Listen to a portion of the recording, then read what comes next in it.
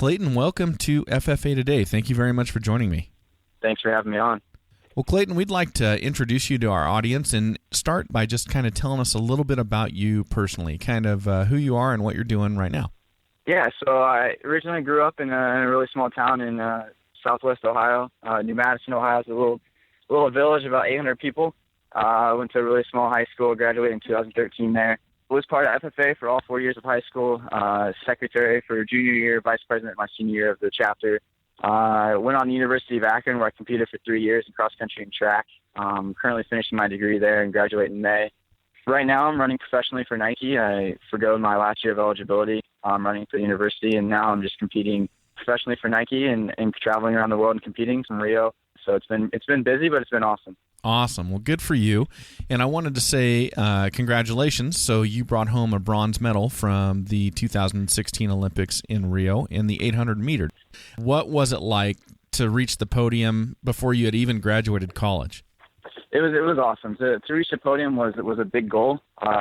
Being my first Olympics, being 21 years old, it was a little overwhelming, the entire Olympic experience at first, but I kind of settled in. I was there for 21 days, so it was awesome to be able to experience it and really just get used to the whole atmosphere of the Olympics. I was able to talk with Sonia Richards-Ross, who's one of the most decorated 400-meter runners ever, woman, and she was a great mentor for me, and talk with her at the Olympic trials. She really kind of prepared me and said that you've been to China at the World Championships, you've been to Olympic trials, but you've never experienced the Olympics. And she just kind of prepared me for it and said that everything's magnitude and just be prepared. So it was awesome to be able to get down there and really just be prepared for it. And then to step on the podium was awesome. To see the flag race, to experience that was hopefully it's not a once-in-a-lifetime experience, but I treated it like that and really took everything in and just smiled and made sure to just enjoy the moment. Because you never know. You always hope there's another moment, but you never know when the next moment's going to be. So I always kind of treat every moment like that in running, because the simplest thing could end a running career or cut it short. So I always try to just say that every moment I have in running is just a special day or a special event. So try to treat everything with that special treatment. Well, let me ask you this. How was life in the Olympic Village? It was good. It was fun. It's kind of humbling because you're like, man, I'm an Olympian. I'm here. But then when you get there, you're like, man, everyone here is an Olympian, the best in their respective athletic event. So it was cool to be able to experience that and meet new people. And, I mean, I lived with 554 other U.S. athletes. So every day was awesome to be able to meet someone new or talk with someone new and just get to develop relationships, especially with the track team. There was 129 of us there. So just to be able to get to experience that with them was awesome. Well, you know, I'm sitting here and I'm calling you from the perspective of FFA. I'm sitting here picturing just a lot of late night conversations with other Olympians talking about, you know, raising hogs and stuff like that. There was a couple conversations that came up about, especially at the lunch table, maybe about, hey, I saw this article here where you raised hogs, you showed hogs, and is that how you got fast chasing pigs or stuff like that? So it did come up a couple of times, I'd say, around the lunch table or sitting around the village. Well, you got to be careful with those pigs. They got such a low center of gravity. They could be horrible on a runner. They could cause a knee injury, ankle injury, something like that, you know? Yeah, it's always when you watch the Pee Wee showmanship at the county fair with all the little kids out there, and you get that one wild pig that no one trained, and then it starts taking out little kids. You always worry someone's going to get hurt. But, yeah, I mean, I've seen a few take out a couple people in the aisle at the county fair, state fair, so for sure, that could end someone's running career if I was ever in the pig barn again. So, in addition to your bronze at the Olympics, you've got a ton of other running accomplishments, like your gold medal at the Pan Am Games in 2015. How long have you been a runner? I've been running since 7th grade. Since junior high, I was running cross-country for Tri-Village, and then I moved on to high school where I competed there at Tri-Village and ran. I won a state title my senior year of high school in the mile at the state meet in Ohio. So I've been running for a while. I'd say, 4 years in college or 4 years out of high school and 4 years in high school, so it's 8. I've been running for about 10 years now, probably since I was about 12. So running's such an interesting sport. What drives you? What is it that raises you to this level of success when you're out there just on your own, just kind of you against the rest of the field?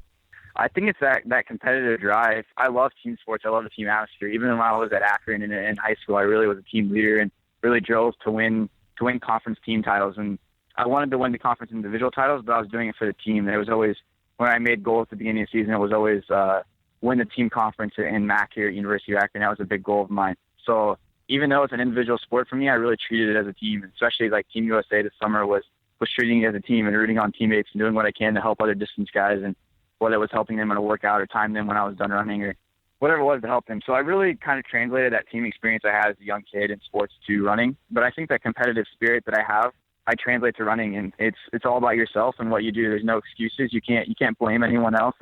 If you get beat by someone, you can't blame the other person for beating you. You can't blame the referees. There's no one else to blame except for yourself in running. I think that's where I really kind of dig in and say, hey, it's all about me. It's all about what I can do on that day, and there's no excuses. There's no way to get out of it. So I think that little competitive drive and that little pressure I put on myself kind of drives me every day to get out there and run and be competitive every day. Now, in an article in Runner's World I was reading, they stated that you would run at some point the equivalent of a 3-minute, 53-second mile, which is awesome. Here's my question for you. When you run a mile, can you break a 4-minute mile? Yes, I've broken the 4-minute mile twice now, 3 times now. Really? I broke it indoor. I broke it indoor as a collegiate athlete at Akron, at the University of Akron meet. I broke it. I ran 3:57. And then just recently, 2 weeks after I got back from Rio, I raced in New York. In an interesting race, we ran on the road on Fifth Avenue right next to Central Park. Cool. And I ran, I believe it was 3:52.9, I think. I can't remember off the top of my head. But I broke 4 pretty easily there. So I have broken 4, and then I ran those equivalent sub 4-minute miles in the 1500, which is what they run at the world international level, is the 1500, not the mile. So the miles are really a U.S. equivalent, and a lot of people look at that sub 4 mile, but it's difficult because at the international federation level, at the Olympics, at the World Championships, at USA Championships, they run the 1500 because that's what the world kind of calls that metric mile. So, got it. Yeah, it is a bunch of equivalent 4-minute miles, but I have actually broken the 4-minute mile. It's fun to do for sure. Well, that's an understatement. I can't admit. Well, my time has passed. If I was ever going to do that, it's never going to happen now. So, yeah, I think that's awesome. And, I mean, you're an elite athlete to be able to do that. Now, you've been signed by Nike. You said you're running professionally for Nike. So, for those of us out there who don't have a corporate sponsor for us to go out and run, what does that mean? That's similar to if you want to take Tiger Woods in golf, where Tiger Woods is endorsed by Nike. He competes in tournaments on the weekends. He just endorses by Nike. He wears Nike clothing. It's similar to running, where I'll wear the Nike logo, I'll wear the Nike brand, I'll be a representative of the Nike brand, and I'll compete for all over the world in different meets. And I'll work with my same coach that I worked with in college. I'm staying with him. So it's very similar to what a golfer would do in golf.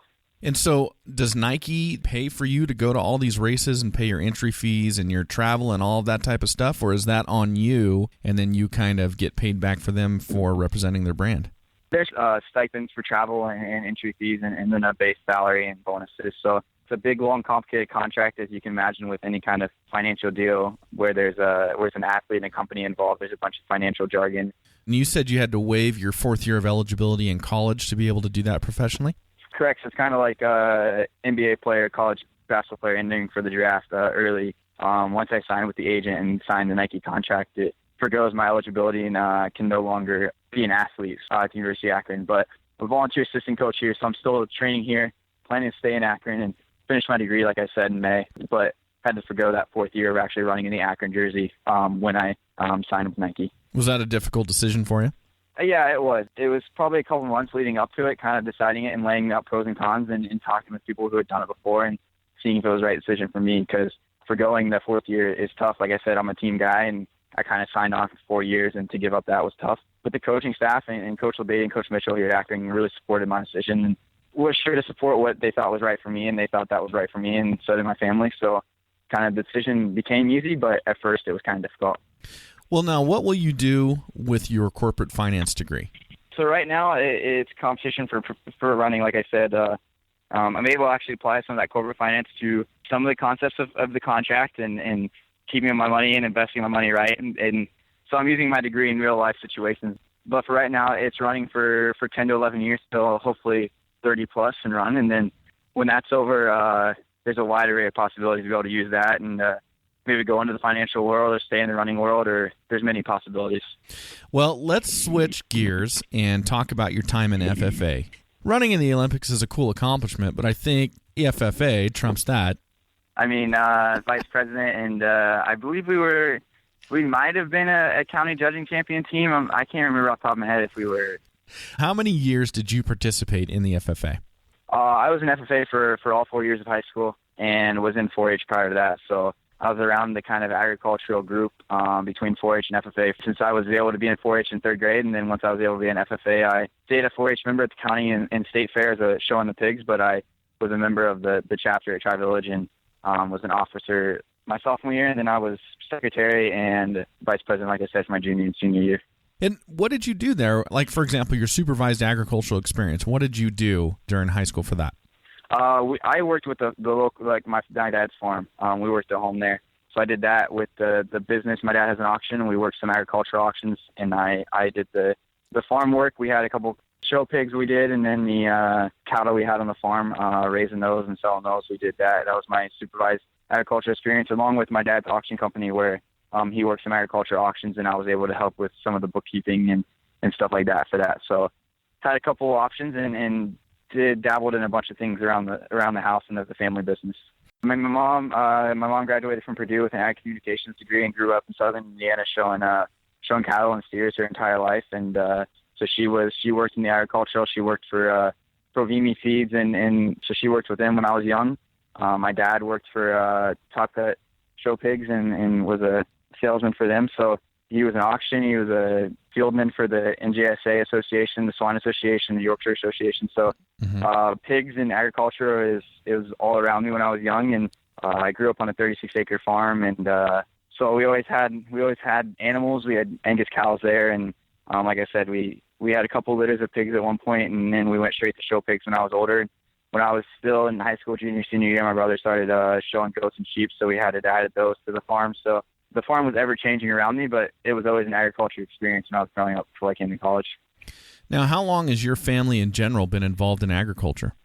My dad went to Haas State, went to ATI there and worked in the barn there, the boar stud there at ATI. So he was involved, and he showed pigs when he was in the same county when he was a kid in 4-H. So agricultural for him has been around since he was little, and same thing with my mom, like I said, showing cattle. So agriculture has been running in my family through my parents and through us, and I've kind of gone from the agricultural side and moved towards the running and the business side. And my brother stayed, like I said before, I kind of graduated. He got into the sheep and goats, and now he's actually managing a small farm, herd manager for a guy in southern Indiana, goat farm. So he's kind of stayed in the agriculture and found something he likes, enjoys with the goats. So my brother was also in FFA and 4-H just like I was. So he's kind of carried on the Murphy tradition of the agriculture, and I kind of went a different direction, but agriculture has been there since day one. Absolutely. Now, did you learn anything in your time in FFA that helps you today on the track?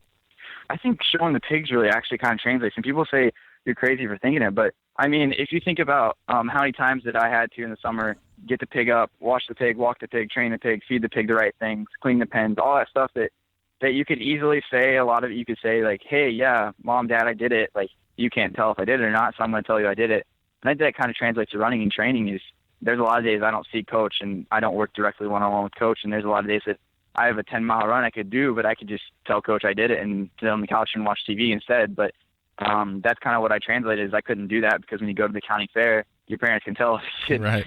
Train your pig and walk your pig and feed your pig the right thing, so they can tell on the last day. And that's kind of what you can do with running is if I skip a couple of runs here, it gets to the race, coach is going to tell that I'm not completely prepared. So I think that kind of aspect, honestly, is what I translated most. And obviously the hard work and the dedication of waking up morning and night and working in the barn and putting that work with the SAE and the extracurriculars we did with FFA with, like I said, the judging and some of the parliamentary procedure stuff and stuff like that put in the extra time. And I mean, that kind of translates to obviously with practice and everything. So time management, practice, and then that kind of hidden aspect of, yeah, you can tell your parents you did the work, but you really didn't. Right. Absolutely. Now, how many hours a day do you train right now? Train probably, I'd say, by the time I drive to the track or the field house to work out and the time I drive back home, it probably takes me 4 hours from start to finish, I'd say on average, between warming up, cooling down, treatment, stretching, workout, icing. From the time I leave home to the time I come back from home for a practice, it probably is about 4 hours on average. So I'm assuming or guessing that with a history of growing up on a farm and then being in the FFA, that kind of work ethic and that kind of daily habit of putting in that time was probably nothing new to you. For sure, it wasn't. It wasn't anything new because playing sports and living on a farm, you learn to time manage and just get your work done. So for sure, it was nothing new when I came to college and had to apply that. With the track you're on now, pun intended, how long would you typically expect your career as a runner to last? And then, at what age would you expect to be transitioning into your corporate finance career? Hopefully, knock on wood, 30-ish, 31, maybe 32 even. It really depends on the person. Johnny Gray is the American record holder in 800 meters, and I believe he ran 142 point when he was 31 even. So a lot of guys can make it till they're 32, even 33 sometimes, and a lot of guys get to 30 and kind of just get to the point where they're ready to retire. So hopefully try to break that 30-year-old barrier to run for 9, 10 more years, hopefully, and then kind of transition into, like I said before, either whether it's the financial investing world or find something I love to do that maybe not be in finance, or stick with the running side, find something with running and involve maybe financial world into running. So there's a lot of possibilities when I'm done with running. Do you think there's anything that you picked up or you learned during your time in FFA that's going to help you with that transition when you reach it? I think it goes back to that work ethic, really transitioning that leadership and stuff that we learned in FFA, and being a leader in the office and being an officer for the chapter, or working in those activities like judging and parliamentary procedure, where I kind of became a leader of the chapter and leading those teams. So I think that leadership aspect really kind of translated to running, and then I developed even more leadership skills through running, like here at Akron, and being a team captain, and now being able to translate that into the real world and maybe being team leaders in different work environment team aspects. Awesome. That's a great answer. Well, Clayton, this has been great. I'm thrilled to speak with you, and just thrilled for everything that's going on in your life. I think it's wonderful, and I can't thank you enough for coming on today and sharing all this with us. I really appreciate you having me on, and I'm glad to share my experiences with the FFA agricultural world, because for sure, like I said, it's been around me since day one. So it's awesome to be able to share my experiences with people who kind of understand, because you can share your agriculture experiences with the real world, but not everyone kind of can relate to what I'm saying about it. For FFA Today, I'm Matt Brechwald.